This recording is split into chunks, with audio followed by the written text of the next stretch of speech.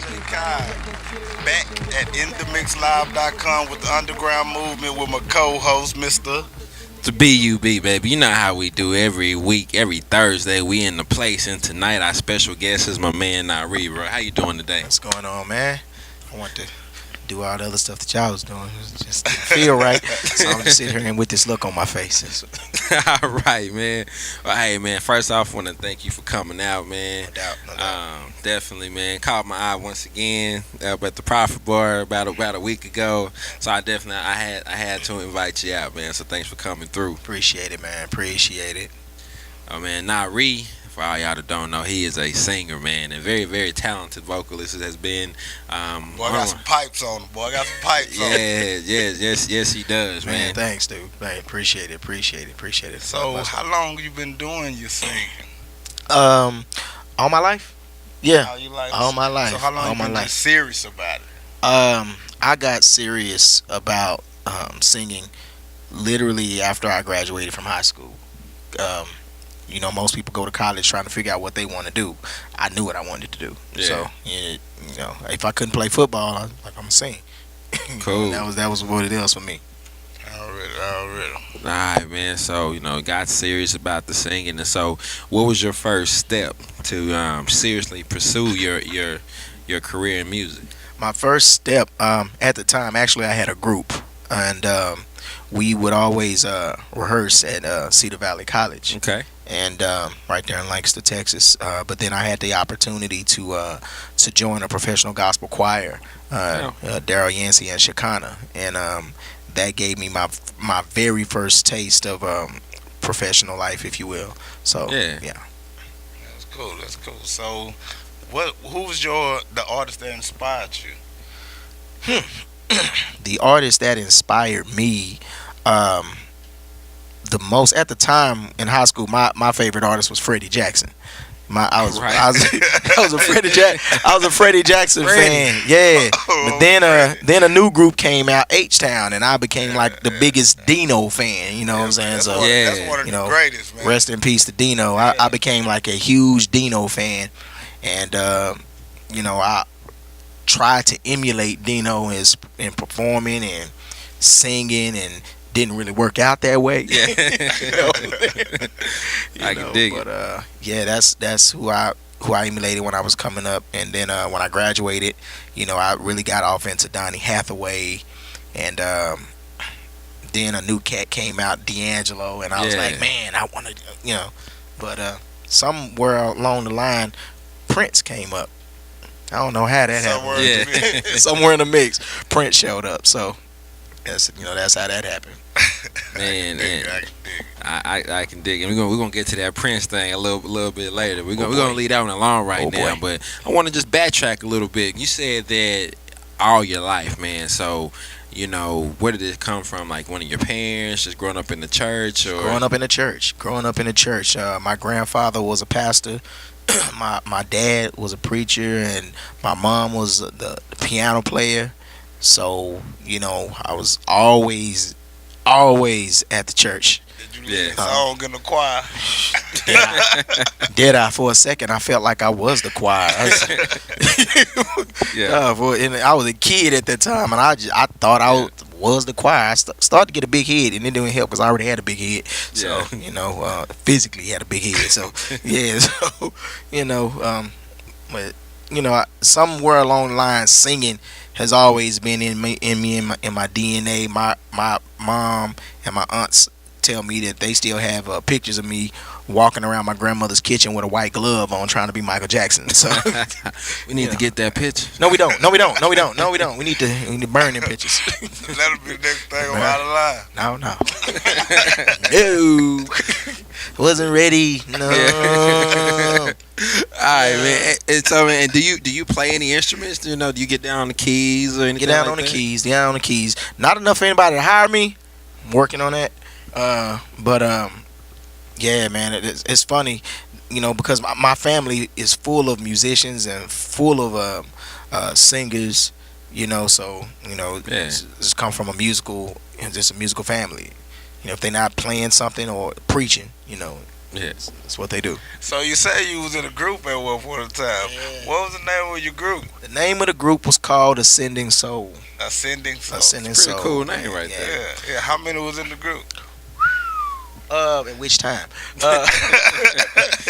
y'all rotated members. Man, I felt like we was the Temptations. We went from having 4 to 5, and then at one point we had 6, and then we dwindled down to 4, and then finally it went to just 3. But the good thing is we were all friends. One of the people in the group was my brother actually, and my cousin. And then this funniest story about the group is they wouldn't let me in the group because they didn't think I could sing. Wow. Yeah, and my brother, they wanted my brother because he was a bass. So he was going to get a group, and my brother said the only way I'm going to get in the group is if y'all let my brother in. And then years later, I became the lead singer of the group. So it's crazy how that worked out. You know, they say the same thing about KC and JoJo. You know, they say they don't want KC to be in the group at first. And look how that happened. That was over a chick, man. Ain't had nothing to do with that. Wasn't involved, nothing like that. Man. So, with that group, did y'all put out any albums, or where were y'all performing at? We performed. We did a lot of stuff in Dallas. I can't remember everything that we did. We did Flavor TV at one point, and we not only did but won at the Apollo. Okay.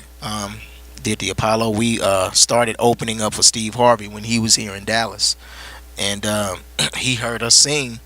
And it was crazy because we didn't even want to do the show, but my mom, who was our manager at the time, talked us into doing it, and we did it. And Steve was like, whenever I perform, y'all opening up for us. And so that's how it was. And then, of course, when Steve left Dallas, we had some conflicts within the group, and then everybody decided to go their separate ways. And it's correct, but we're all still good today. But it was just decided everybody was going to do their, separate and do whatever they needed to do. I'm the only one that stuck with the music, though. All right, so stuck with the music, doing your solo thing now. So how many solo projects or actual albums do you have?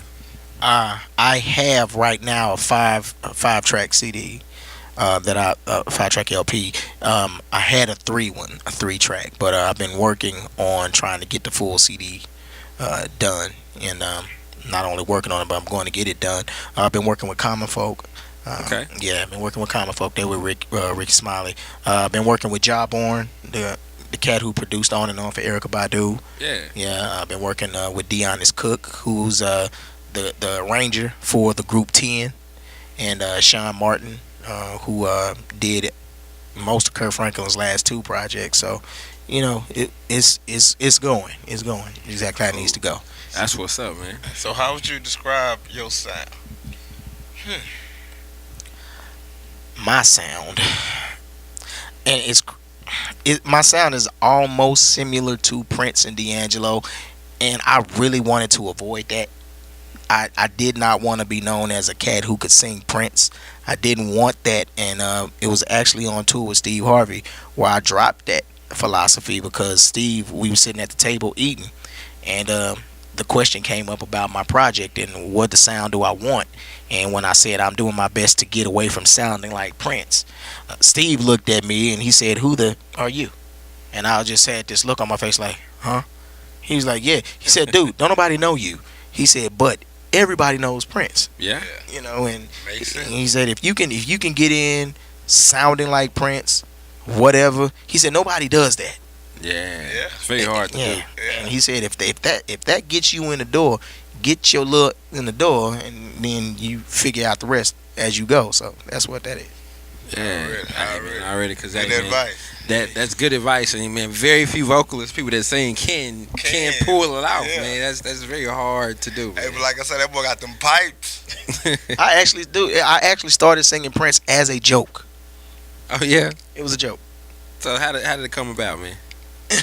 We were getting ready to sing at this spot called Sankofa, and we were going over something we was going to do. We was going over a song from this group called Buckshot LaFunk that had Frank McComb in it, because I'm a Frank McComb fan.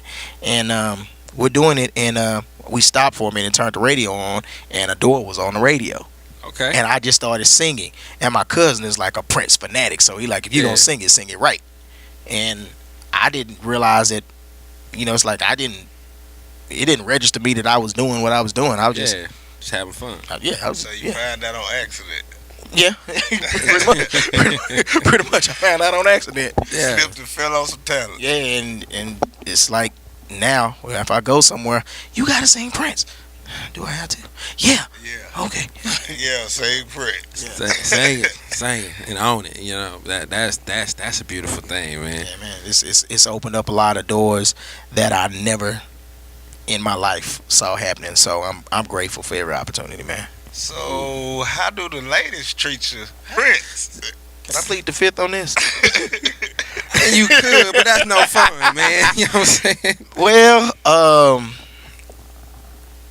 let's just say that if it's a room full of if the crowd is male dominated, then I may pull out a Bilal song, or I may even try something just to see what happens. But if it's a female dominated audience, I'm probably gonna sing Prince. Yeah.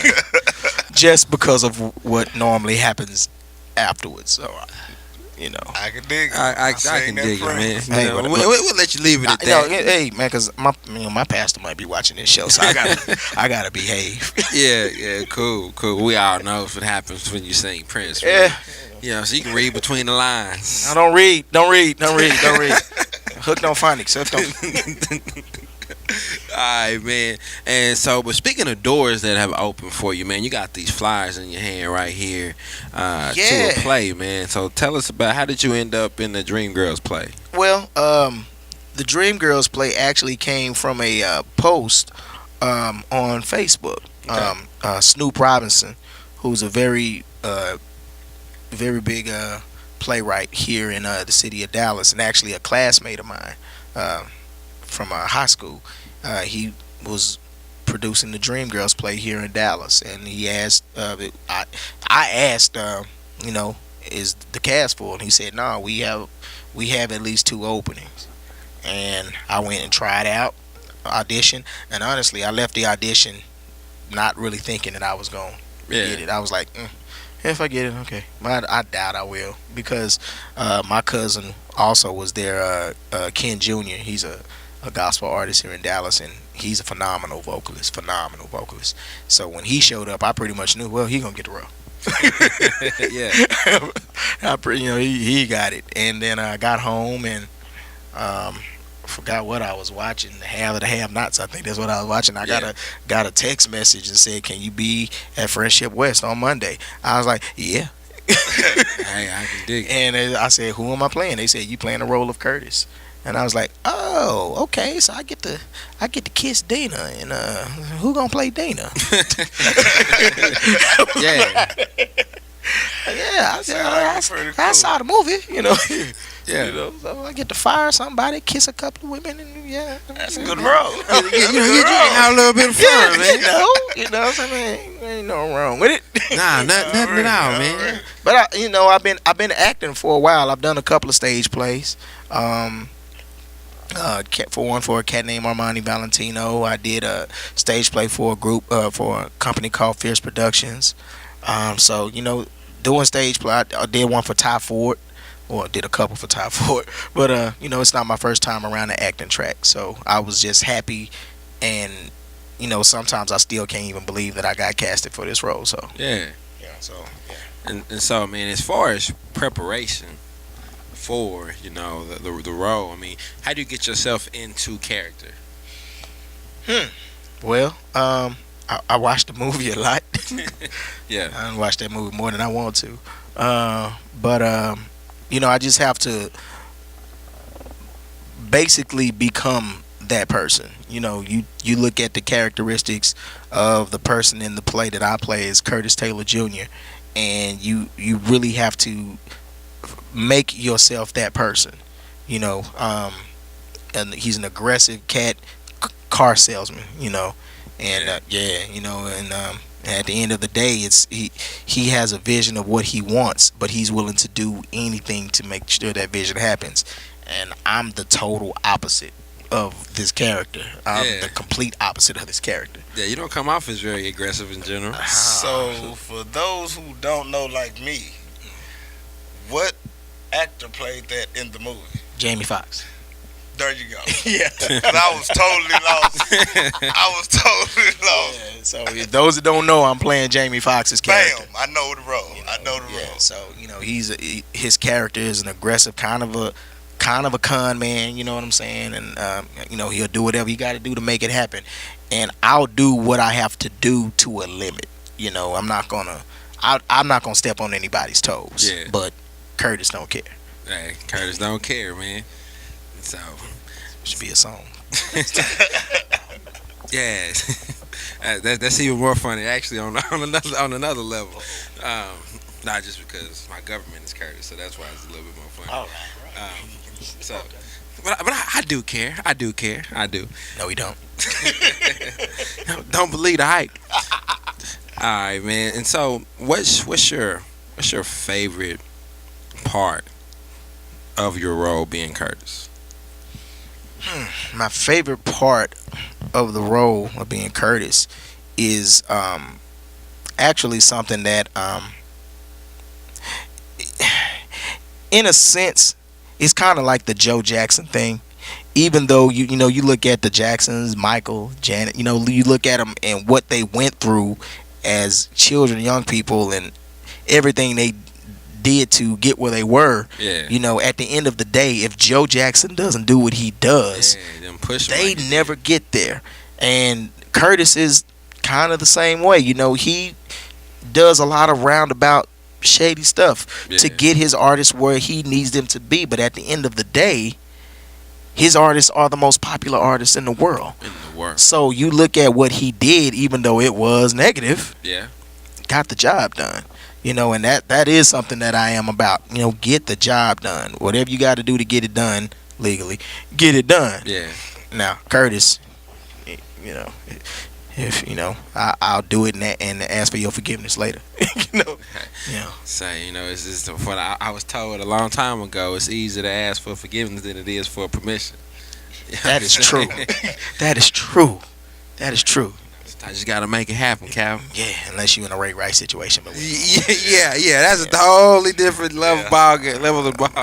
That's but no, we haven't. The public, we have not seen the videotape inside the elevator. I ain't gonna see that. That means she did something, but it's neither here nor there. I don't know. I don't know. He's hey, do like I was told.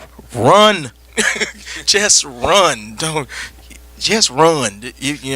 Push her down and run. No, push her down and run. Push her down and run. That might work until you're locked inside of an elevator.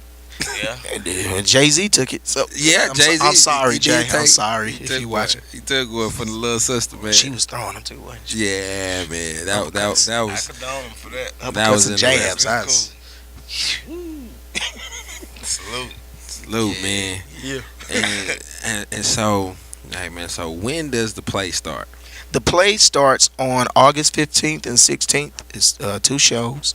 The one on August 15th is at 7 p.m. and the one on August 16th is at 4 p.m. Both of them will be at Friendship West Baptist Church in Oak Cliff, Texas, right across the street from Carter High School. So it's a beautiful church, and so it's gonna be a 3-hour long play. Okay. So bring your popcorn. Yeah. Nah, you can't eat in the sanctuary. Well, bring your snacks, leave them in the car. Hide them in your purse. Hide them in your purse. Or your gangsterlicious man bag for thugs or whatever. That's a satchel. That's a satchel. I don't know about that one, but I missed that show with Boondocks. Yeah, man. Hey, didn't it come back on the new season, I believe? That's what I heard. Cool, man. Well, hey, y'all heard it. Y'all go check out the play. And now, man, Nhari, I'm finna give you your opportunity to introduce yourself to the world before you go and perform.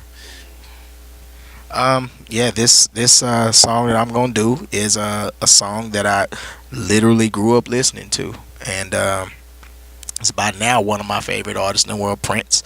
Might not want to let your children hear this, but it's called "Do Me Baby" by Prince.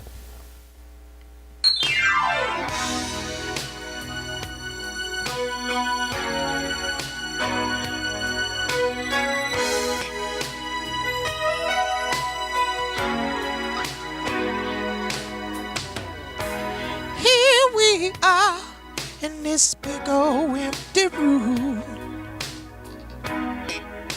staring each other down. You want me just as much as I want you.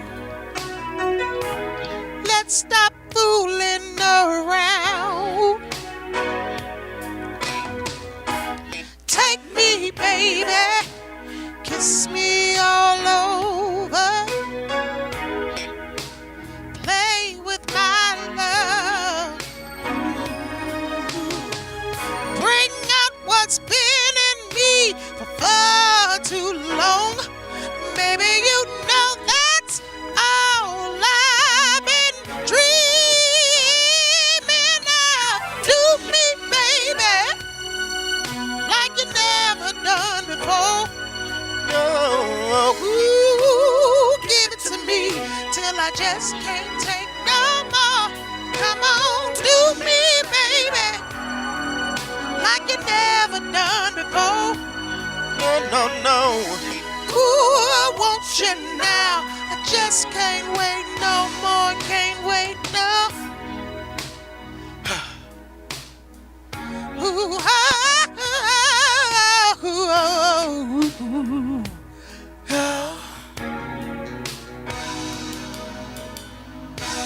here we are, looking for a reason for you to lay me down. But a love like ours is never out of season. So baby, please stop teasing me. Oh, ooh, what you do, I could never love no other. You're the best I ever had. Whenever we're not close to one another, I just want you so bad. So do me, babe, like you never done before. No, no, no. Ooh, give it to me till I just can't take no more. Come on, do me, baby, like you never done before. No, no, no. Ooh, I want you now. I just can't wait no more. I said, ooh. Ooh, ooh,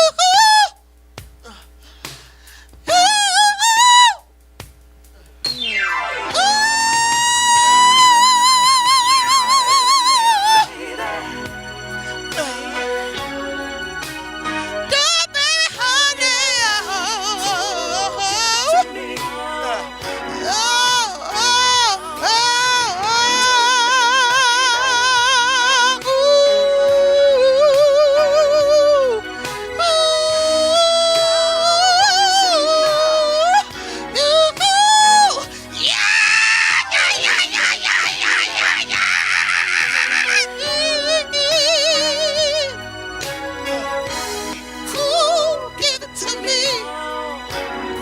Hey, hey, oh. Do me, baby. You know you do it. Ooh.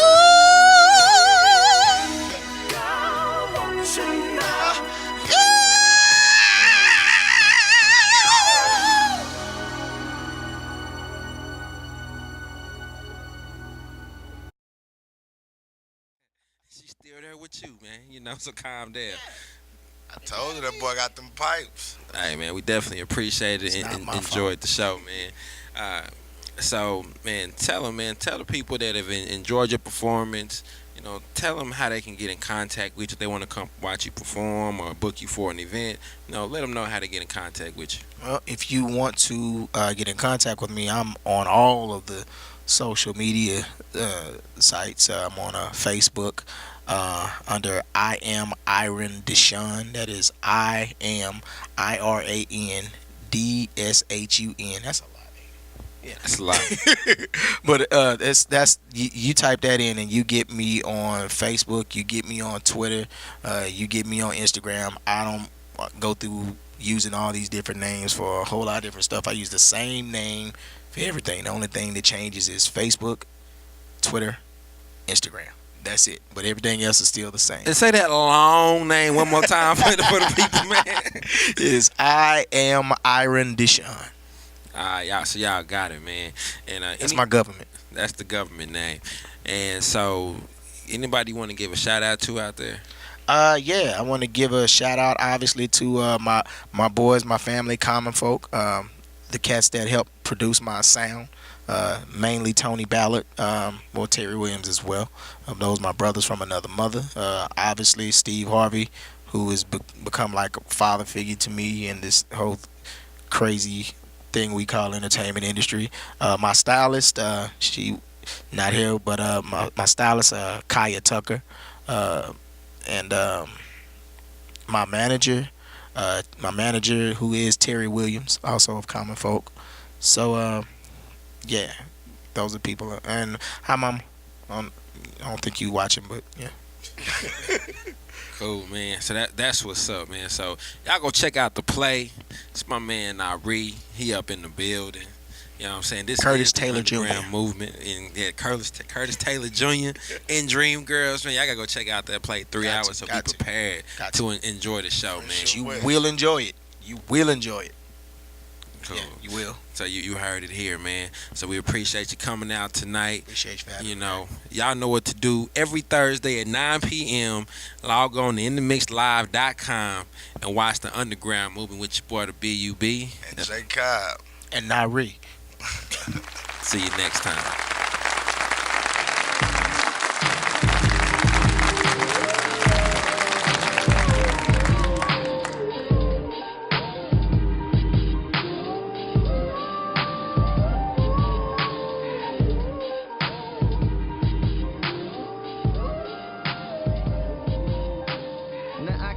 Allegiance to your flag, cause I can't find no reconciliation with your past.